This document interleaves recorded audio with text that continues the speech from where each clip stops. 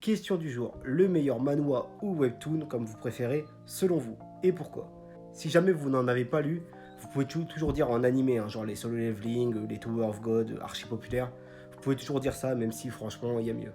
Hier, je vous ai demandé de me citer un animé ou manga qui s'asseyait à la table de Dragon Ball. Déjà, ceux qui ont cité le Big Three, on est un peu d'accord, c'est ceux qui sont le plus légitimes d'un point de vue objectif, hein. Je vais essayer d'être objectif dans cette vidéo, même si c'est impossible d'y être à 100%. Ensuite, il y a eu notamment Monster avec aucun débat.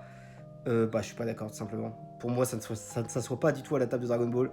Certes, en écriture, c'est au-dessus, il n'y a pas de doute, comme la plupart des seinen sont mieux écrits que Dragon Ball.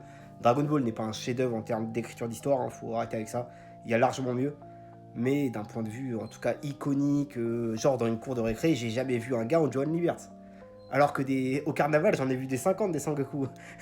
Saint Seiya aussi qui a été cité, bah malheureusement, je suis pas d'accord. Saint Seiya a été éclipsé par Dragon Ball, donc là, pour le coup, ils sont sortis à peu près à la même époque. Et aujourd'hui, tout le monde parle de Dragon Ball, bah la plupart. Et personne parle de Saint Seiya, malheureusement, hein. Je dis pas que Saint Seiya est mauvais, loin de là. Hunter x Hunter et SNK, alors même si moi, personnellement, je les préfère, je ne suis pas sûr qu'ils s'assoient à la table de Dragon Ball d'un point de vue iconique, que en termes d'impact, ça a autant d'impact.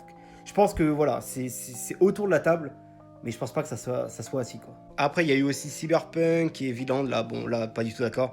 Malheureusement, je pense que t'as pas compris la question, parce qu'en vrai de vrai, pas du tout.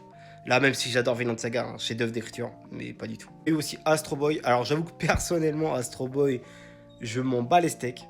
Après, c'est vrai que c'est peut-être le premier. C'est vraiment lui.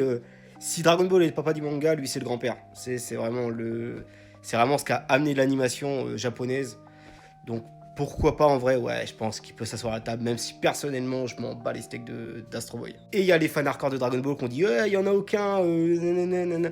Ouais, faut arrêter, les gars, on est en 2025. Même si j'ai beaucoup de respect pour Dragon Ball, attention, c'est le papa des mangas.